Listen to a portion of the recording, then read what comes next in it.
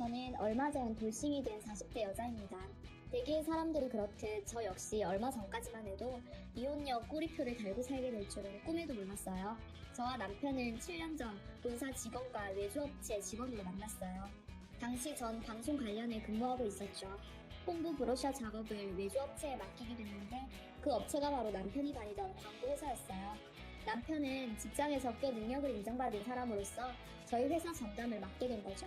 외모가 뛰어나거나 특별한 매력 있는 사람은 아니었어요. 오히려 사람들 사이에 있으면 자연스레 묻히는 평범한 타입이었죠. 사실 제 이상형은 아니었어요. 그래서 처음에 신경조차 쓰지 않았습니다. 그런데 말이죠. 마음에 틈이 생기면 쉽게 흔들리나 봐요. 당시 저는 사귀던 남자와 헤어진 지 얼마 안 돼서 마음이 공허한 상태였거든요. 남편은 그 틈을 타고 들어왔어요. 소연씨, 이거 한번 써볼래요? 저번 미팅 때 보니까 손이 안 좋은 것 같던데 이거 마우스패드 위에 대고 쓰면 손목에 무리가 덜할 거예요. 남편은 미팅을 할 때마다 저에게 소소한 것들을 선물했어요. 돈으로 환산하면 그게 얼마나 되겠어요. 하지만 그 선물에는 하나같이 절 배려하고 염려하는 마음이 담겨 있어서 저도 모르게 그 사람한테 관심이 가더라고요. 그렇게 시간이 흘러 마지막 미팅 날이 됐어요. 전 미팅 장소로 향하면서 내심 그 사람의 고백을 기대했어요. 그런데 도착해보니 남편은 없고 다른 직원이 나와 있는 게 아니겠어요? 가슴이 철렁했어요. 설마 그동안 나 혼자 착각했던 거야? 회의가 끝나고 텅 빈 회의실에 혼자 남았는데 저도 모르게 눈물이 났어요. 속수무책으로 마음을 연 제가 바보 같았거든요. 그때 회의실 문을 열고 남편이 들어왔어요. 소연씨, 다행히 여기 계셨네요. 제가 너무 늦어서 안 계시면 어쩌나 걱정했는데 이거 소연씨가 갖고 싶다고 했던. 소연씨, 지금 울어요? 순간 전 남편 품으로 달려들었어요. 왜 이제 와요? 다시는 못 보는 줄 알았잖아요. 창피함도 모르고 아이처럼 엉엉 울었죠. 남편은 그런저런 아무 말 없이 꼭 안아주었고요. 그날 이후 남편과 저는 정식으로 교제를 시작했어요. 그렇게 2년 정도 지났을 때 우리는 결혼을 결심했죠. 하지만 그 전에 남편에게 밝혀야 할 게 있었어요. 자기야, 나 자기한테 할 말 있어. 사실은 나 다니는 회사 말이야. 거기 오너가 우리 아빠야. 남편은 놀란 듯 잠시 말이 없었어요.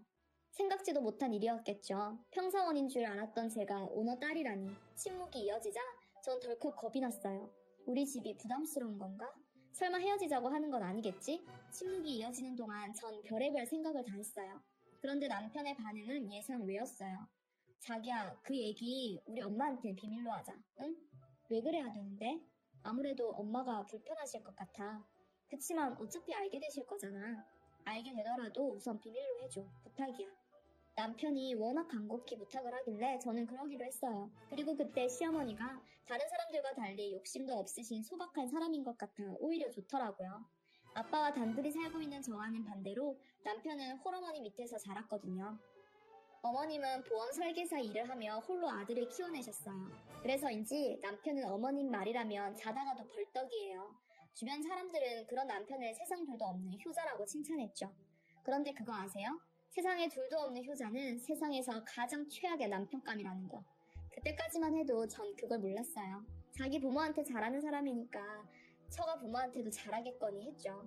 시어머니는 수수한 동네 아주머니 같은 인상이었어요. 제가 손발이 찬 걸 어떻게 아셨는지 생강차를 보내주시면서 여자는 몸이 차면 안 된다고 걱정해 주셨죠. 어려서 일찍 엄마를 여의고 모정에 굶주려 있던 전 그런 시어머니의 배려에 감동을 받았고 앞으로 잘해드려야겠다고 생각했어요. 남편 쪽이 한참 기울어지는 결혼이었지만 아버지께서 제 뜻을 이해해 주셨고 그렇게 우리는 양가 반대 없이 결혼을 하게 됐어요. 그런데 신혼여행에서 돌아오는 날 사건이 터졌어요. 저희 친정아버지가 중소기업 오너인 걸 예식장에서 친척들을 통해 알게 된 시어머니는 자신을 속였다며 방금 신혼여행에서 돌아온 아들의 뺨을 현관에 들어서자마자 때리셨어요. 그것도 며느리 앞에서 말이에요. 그날 저와 남편은 시어머니 마음을 풀어드리려고 여독이 쌓인 몸으로 쫄쫄 굶은 채 밤새 안방 눈앞에서 빌었어요. 그리고 그 일이 있은 지 얼마 뒤 시어머니는 여러 개의 보험 계약서를 제게 내미시고는 친정에 가서 사인을 받아오라고 했어요. 크게 사업을 하시는 분이니 이 정도의 계약은 해줄 수 있는 거 아니냐면서요. 이게 다 저희 친정아버지를 위한 거라나요? 하루라도 빨리 계약을 해야지 더 나이 들면 보험가입도 안 된다고 어찌나 닥달하시던지 전 하던 설거지도 놓고 친정으로 가야 했어요. 하지만 결혼 후 처음 친정을 찾은 딸을 보며 반가워하시는 아버지 앞에 선뜻 계약서를 내밀 수는 없었죠. 그대로 계약서를 가지고 돌아왔어요. 그리고 시어머니께 사실대로 말씀드리고 죄송하다고 했죠. 그렇게 일이 잘 끝난 줄 알았는데 그날 밤 남편과 막 잠자리에 들렸는데 시어머니가 벌컥 방문을 열고 들어오셨어요. 그러고는 다짜고짜 남편의 뺨을 또 때리셨어요. 남편은 영문도 모르고 맞으면서도 연신 죄송하다고 손이 발이 되도록 빌었고요. 전 시어머니의 살기 어린 모습에 겁이 나서 아무 말도 못하고 서 있었죠. 네가 이 어미를 얼마나 업신여겼으면 이제 갓 시집온 며느리가 나를 지 부모한테 보험이나 팔아먹은 파렴치한 사람으로 보냐? 딸 자식 떠나보내고 큰 집에 덩그러니 남은 사돈 양반이 걱정돼서 그런 건데 이 마음을 장사치 속셈으로 알아? 아이고 내 팔자야, 이런 걸 모르고 내가 자식을 키웠나? 당신 엄마 말이 사실이야? 이리 와서 빌어 당장 무릎 꿇고 엄마한테 빌란 말이야. 남편은 강제로 절꼬를 안 치고는 시어머니께 빌라고 강요했어요. 낯선 상황에 겁에 질린 전 무조건 빌었어요. 시어머니 앞에서 무릎 꿇고 빌며 당장 가서 사인을 받아올 테니까 화 푸시고 용서해달라고요. 제가 철이 없어서 어머님 깊은 뜻을 잘 몰랐다고 다 제 잘못이라고 말이죠. 그랬더니 시어머니의 표정이 확 달라지며 얘 아가, 네가 그러면 내 체면이 뭐가 되니? 이 늦은 시간에 네가 계약서를 들고 친정에 가봐라. 사돈 어른께서 어떻게 생각하시겠냔 말이다. 꼭 내가 널 들들 볶아서 등 떠밀려온 것처럼 보일 것 아니냐. 마침 내일이 토요일이니 애비랑 같이 가서 하루 자고 오는 걸로 하면 자연스럽지 않니? 너는 왜 이렇게 영리하지 못해? 배울 만큼 배운 애가? 결국 어머님 계획대로 다음날 남편과 전 친정으로 향했어요. 가는 길에 남편이 그러더군요. 어제는 미안해. 이래서 당신 집 형편 속이고 싶었는데 여보 정말 미안해. 고개를 푹 숙인 남편을 보자 그동안 이 남자가 어떻게 살아왔을지 훤히 보였어요. 그래서 더 가엾게 느껴졌어요. 친정 아버지는 저희 내외가 하루 지내러 왔다는 말에 무척 기뻐하셨어요. 그런 아버지 앞에 전 수십 장에 달하는 보험 계약서를 내밀었어요. 아버지는 아무 말 없이 사인해 주셨어요. 어찌나 죄송한지 전 고개를 들 수 없었죠. 그러지 마라. 안 그래도 보험을 몇 개 들어둘 생각이었다. 사돈께서 이렇게 신경 써주시니 오히려 고맙구나. 감사 인사 전해드려라. 그렇게 저희 친정 아버지로부터 다량의 보험 계약을 따낸 시어머니는 한동안 별 문제 없이 잘해주셨어요. 하지만 그 후로도 크고 작은 일들이 있을 때마다 시어머니는 제가 보는 앞에서 남편에게 호동과 폭력을 행사하셨고 그 상황을 차마 지켜볼 수 없었던 전 친정으로 달려가 돈이며 시어머니가 원하는 모든 것들을 시댁에 퍼나르기 시작했죠. 그런 악순환은 얼마 전까지도 이어졌어요. 그런데 세계 경제 불황으로 환율이 요동치면서 주로 수입 자재를 사용하는 저희 아버지 회사가 휘청거리기 시작했어요. 아버지께서는 자신 소유의 부동산과 증권을 정리해 하청업체에 대금을 지불하고 직원들 월급부터 챙겨주셨죠. 하지만 이미 기울어진 회사는 회생 기회가 보이지 않았어요. 그래도 끝까지 회사를 살려보려 사방팔방으로 뛰어다니시던 아버지는 음주운전 차량에 치여 교통사고를 당하셨습니다. 아버지의 의식이 돌아오기도 전에 회사는 결국 다른 업체에 넘어가 버렸어요. 회사를 살려보려 수십억 자산도 쏟아부었던 아버지는 결국 깨어나지 못한 채 세상을 떠나셨고요. 그렇게 전 한순간에 고아가 되었어요. 경찰서에서 조사하는 과정에서 아빠 이야기를 들었어요. 회사가 어려워진 후 아빠의 수고는 제가 상상하던 이상이었습니다. 아빠는 그런 상황을 저한테까지 상세히 알리지 않으셨죠. 저 사느라 바빠서 그런 아빠 상황도 잘 몰라 돌봐드리지도 못했는데 제 탓인 것만 같아 살고 싶지 않았고 그렇게 먼저 가신 아빠가 보고 싶기만 했어요. 장례는 다행히 회사분들이 도와주셔서 큰 문제 없이 치를 수 있었어요. 그런데 저와 슬픔을 나누고 함께 상주 노릇을 해야 할 남편이 콧배기도 보이지 않는 거예요. 전화도 꺼진 채 말이죠. 저와도 연락이 되지 않는 남편 소식을 시어머님이 알고 있더라고요. 남편이 급하게 회사 일 때문에 출장을 갔다며 곧 올 거라고 하셨죠. 저녁이 되어서야 뒤늦게 나타난 남편은 검정이 아닌 흰색 계열의 정장 차림이었어요. 화려한 색의 타이까지 메고요. 제가 선물한 정장이었고 디자인도 자기 스타일이고 옷감이 부드럽고 좋다며 평소 남편이 좋아하는 옷이긴 했습니다. 그래서 장례업체 측에서 검은 양복을 빌려 입긴 했지만 내심 섭섭했죠. 하지만 신경을 오래 쓸 겨를이 없었어요. 무사히 아버지 장례를 마치고 집으로 돌아온 전 식음을 전폐하고 누워있었어요. 너무 울어서 그런지 정말 온몸이 두드려 맞은 것처럼 아팠어요. 그런 상황에서 제가 살림을 돌보지 못하니 어머님이 집에 같이 계셨어요. 평소 같으면 제가 아픈 걸 못 보시는 시어머니지만 상황이 상황인지라 별 말씀 안 하시더라고요. 정신없이 누워있다 목이 말라 물을 마시러 주방으로 나왔어요. 그런데 방에서 통화하는 소리가 들리는 거예요. 며느리 내쫓아야지. 없어 개털이야. 부자가 망해도 3년 간다는데 이건 뭐. 그건 그렇고 저번에 우리 아들 선본 거 말이야. 그쪽에서는 말이 없어? 마음에 드는데 애들은 이번 주말에 만나기로 했다더라고. 아유, 걱정 마. 곧 이혼 서류에 도장 찍어. 지가 부모가 있어, 돈이 있어. 그쪽 집 신경 안 쓰게 내가 싹 정리해둘게. 이번 혼사만 잘 되면 옷이 문제야? 명품백도 하나 사준다 내가. 그러니까 제가 친정아버지 장례 지내는 동안 남편이랑 작자는 시어머니랑 짜고 선을 보러 나갔던 거예요. 그날 장례식장에 입고 왔던 제가 사준 그 양복을 입고 말이죠. 사람의 탈을 쓰고 어떻게 이럴 수가. 시어머니는 원래 그런 사람이라고 쳐도 어떻게 5년을 살았었고 살아온 남편이 저한테 이럴 수 있죠? 생각 같아선 당장 안방에 뛰어들어가 시어머니랑 단판을 짓고 싶었지만 그래봤자 저한테 좋을 건 없겠더라고요. 어차피 이렇게 된 거 제대로 준비해서 못돼 처먹은 모자한테 한 방 먹여야겠다는 생각뿐이었어요. 주말이 되자 남편은 거래처와 약속이 있다며 외출 준비를 했어요. 정말 신경 써서 옷을 입고 평소 잘 쓰지도 않던 향수까지 뿌리고 말이죠.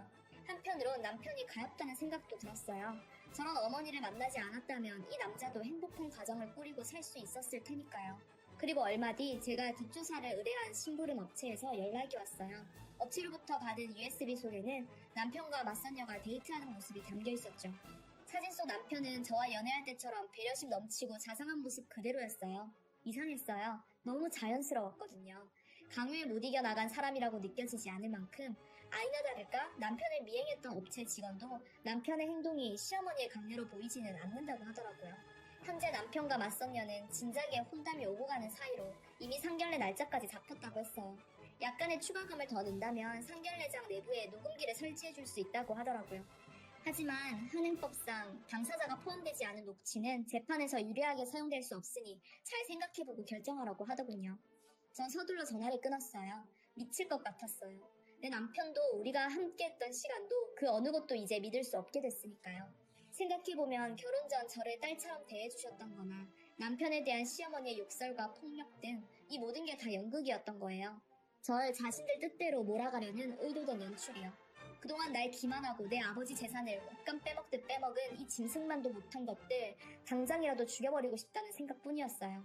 하지만 그러기 위해선 일단 참아야 했죠. 그리고 그날이 됐어요. 시어머니와 남편은 점심 약속이 있다며 각각 핑계를 대고 집을 나갔어요. 전 미리 정리해둔 짐가방을 들고 집을 나섰죠. 그리고는 강남의 한 한정식 집으로 향했어요. 그것도 우리가 결혼 전 상견례를 했던 곳이요. 로비에서 남편 이름을 대고 남편 이름으로 예약된 방을 안내받았어요. 그 방문을 열고 들어가 보니 상견례가 한참 진행 중이더군요. 남편과 시어머니는 절 보자 귀신을 본 사람처럼 놀랐어요. 어머, 어머니 여기서 뭐 하세요? 여보, 당신은 또 왜 여기 있어? 거래처 약속 있다더니 이분들이 거래처 분들이야? 근데 분위기만 봐서는 꼭 상견례라도 하는 것처럼 보이네. 안 그래요, 어머님? 제 등장에 상견례장 분위기가 엉망이 됐죠.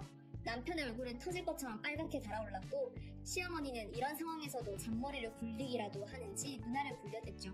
전 맞선녀 부모 앞에 남편과 제 결혼사진을 내어놨어요. 이 사람들이 어떤 사람들인지 아세요?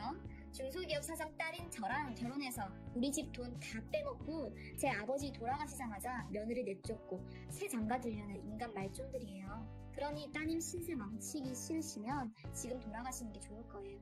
맞선녀 측 부모는 모자를 향해 쌍욕을 퍼붓고는 딸을 데리고 방을 나갔어요. 그러자 남편이 본색을 드러냈어요. 미련한 곰인 줄 알았는데 백년 묵은 여우였네요. 그래, 이왕 이렇게 된 거 다 얘기하지 뭐. 난 이 아버지가 뭐 하는 사람인지 알고 일부러 너한테 접근했어. 그래서 뭐 알고 보면 나도 피해자야. 니네 집 재력 누리며 평생 떨떡거리고 살려고 했는데 망해버렸네? 아니 장인어른도 그래. 회사가 휘청하면 내 돈부터 챙겨야지. 그걸 회사에 꼬라박아? 제정신이냐고. 그러니 바닥에서 죽지. 뭐? 말 다 했어? 거지근성 못 버리고 처가에 빌부터 살려는 주제에 그 더러운 입으로 감히 우리 아빠를 들먹여? 돈 앞에서 천박하게, 어? 참, 지 엄마랑 똑같네. 누가 모자지간 아니랄까봐 재활용도 안 되는 이 쓰레기 같은 인간아. 얘, 너 미쳤니? 머리가 어떻게 된 거야? 끈떨어진 연주제에 어디서 까불어? 불쌍해서 봐주려고 했더니 아주 눈에 뵈는 게 없지? 글쎄요, 누가 불쌍해요? 모르시나 본데 당신 우리 아빠한테 강매한 보험 그거 수령액이 얼만지 아세요? 주말 사망 특약이니 뭐니 옵션을 얼마나 걸어놨던지 보험료 많이 나간 만큼 지급액도 상당하더라고요. 그렇게 돈 좋아하시는 분이 어떻게 보험금을 놓치셨대요? 눈앞에 돈 쫓느라 정작 큰 거 못 보셨나봐요. 어머니 암튼 어머님이 크게 설계해주신 덕분에 20억 받았어요 저. 뭐? 20억? 너 설마 그 돈 혼자 쓰려는 건 아니지? 나 아니었으면 그런 큰 돈 어림도 없다. 너 애, 아가. 세상에 너한테 가족이라고 우리밖에 더 있니? 지난 일 잊고 우리 앞으로 일만 생각하자. 서운한 게 있었다면 마음에 담지 말고 풀어. 내가 다 받아주마. 정말요? 안 그래도 제가 너무한 거 아닌가 생각했는데 어머님께서 그렇게 말씀해 주시니 마음 놓고 풀게요.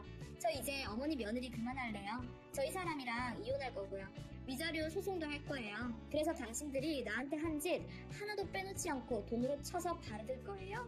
증거도 있고 기발문 사진 몇 장으로 위자료 청구가 가능해요. 그래서 준비했어요. 여기 오늘 이 자리에서 있었던 모든 내용들이 담긴 녹음기예요. 제 목소리까지 생생하게 담겼으니 증거 채택에도 문제 없겠네요. 그리고 저 이미 소송도 걸었어요. 아빠 회사 고문이셨던 변호사님이 그러시는데 이런 상황이면 이혼 위자료는 물론 저희가 아빠한테 회사 차린다고 빌려간 돈이랑 시어머님이 시시때때로 빌려갔던 급장까지 다 받아낼 수 있다고요.